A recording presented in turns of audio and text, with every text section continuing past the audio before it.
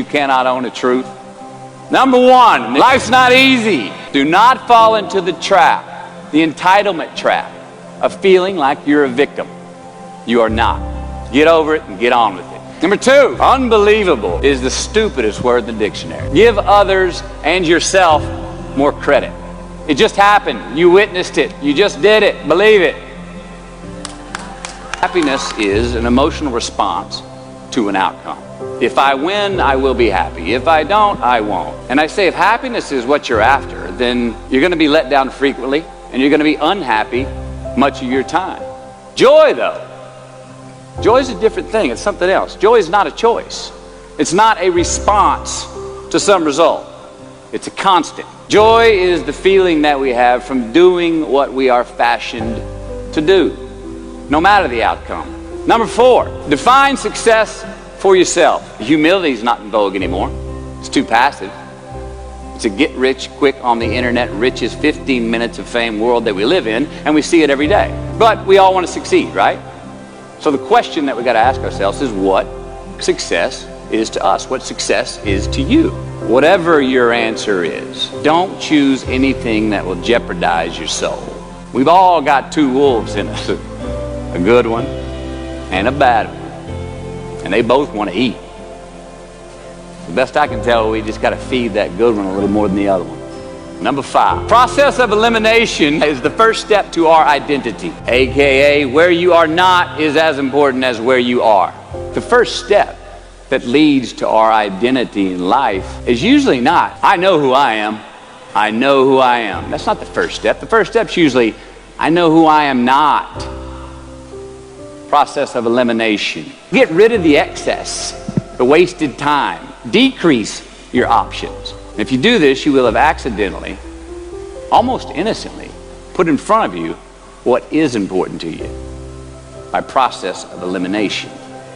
Number six, don't leave crumbs. So what are crumbs? Well, the crumbs I'm talking about are the choices that we make that make us have to look over our shoulder in the future.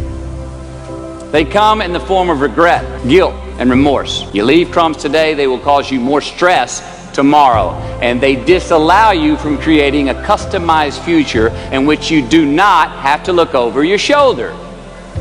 So let's flip the script. Instead of creating outcomes that take from us, let's create more outcomes that pay us back, fill us up, keep your fire lit, turn you on for the most amount of time in your future.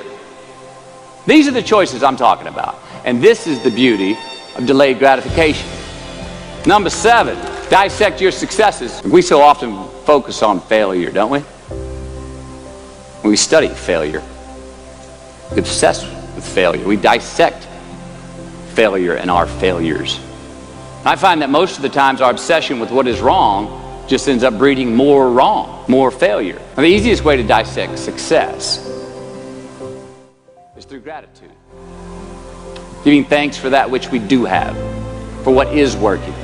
Appreciating the simple things we sometimes take for granted. Now, I'm not saying be in denial of your failures. No, we can learn from them too, but only if we look at them constructively, as a means to reveal what we are good at, what we can get better at, what we do succeed at. Number eight, make voluntary obligations. I'm talking about the you versus you obligations. We have to have them. They are your secrets with yourself, your own private counsel, personal protocols. An honest man's pillow is his peace of mind. And when you lay down on that pillow at night, no matter who's in your bed, we all sleep alone. Number nine, from can to want, even when it means having more. Be discerning. Choose it because you want it. Do it because you want to. Number 10, a roof is a man-made thing. And it's because we have created a fictitious ceiling, a roof, to our expectations of ourselves. A limit where we think it's all too good to be true. But it's not. We do our best when our destinations are beyond the measurement, when our reach continually exceeds our grasp, and when we have immortal finish lines. And when we do this, the race is never over. The journey has no port. The adventure never ends because we are always on the way. Number 11, turn the page. Guilt and regret kills many a man before their time. So turn the page, get off the ride. You are the author of the book of your life. Number 12, give your obstacles credit. I think fear is a good thing. Now, why? Because it increases our need to overcome that fear. Say the fear out loud. Admit it. Give them the credit they deserve. Don't get all macho and act like they're no big deal. And don't get paralyzed by denying that they exist and therefore abandoning your need to overcome them. So be brave, have courage, and when you do, you get stronger. You get more aware. You get more respectful of yourself and that which you fear. Number 13. So how do we know when we cross the truth? 13. Someone was asking, why did I pick 13? That's an unlucky number. I awoke on this 13th morning to a rising sun, surprisingly fresh and energized. My gut was still a bit peaked from last night's purge, but I curiously felt pretty good. Felt alive. Felt clean. I felt free and light. And somewhere in my captivation, I heard this little voice inside my head say these words: all I want is what I can see, and all I can see is what's in front of me. You see, I crossed the truth that morning. Now, did I find it? I don't know. I think it found me. Why? Because I put myself in a place to be found. I put myself in a place to receive the truth.